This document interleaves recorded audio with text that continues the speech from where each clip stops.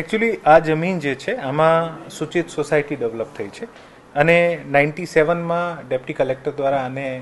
જે જમીન જે છે આ ખરેખર આના પૂર્વજોની જમીન છે પણ 97માં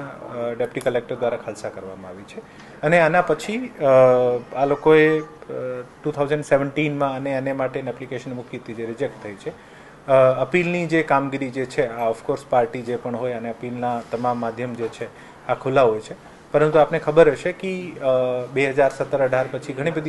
ઘણી બધી સોસાયટીઓ આના પહેલાં આપણે સૂચિતમાં ડેવલપ થઈ છે અને આને માટે સરકાર સૂચિત સોસાયટીને નિયમબદ્ધ કરવાનો એક કાયદો પણ લઈને આવી છે. સો આ પ્રકારનો બાંધકામ છે જે આપણે આખા રાજકોટની પેરીફેરીમાં લાગુ પડે છે કે સૂચિત બાંધકામની શ્રેણીમાં આવતું હોય અને સૂચિત બાંધકામની શ્રેણીમાં તમામ રહીશો જે છે આને સરકાર અધિકાર આપે છે કે પોતપોતાના વેલિડ આધાર પુરાવા રજૂ કરીને આને આપ નિયમબદ્ધ કરાવી શકો છો. તો આ પ્રકારનું એક બાંધકામ છે જે પણ અરજદાર અથવા વચ્ચે પણ 2021 અને 24માં પણ એક શક્તિ સોસાયટી અને એક બીજી સોસાયટી દ્વારા પણ આ જ સર્વે નંબરમાં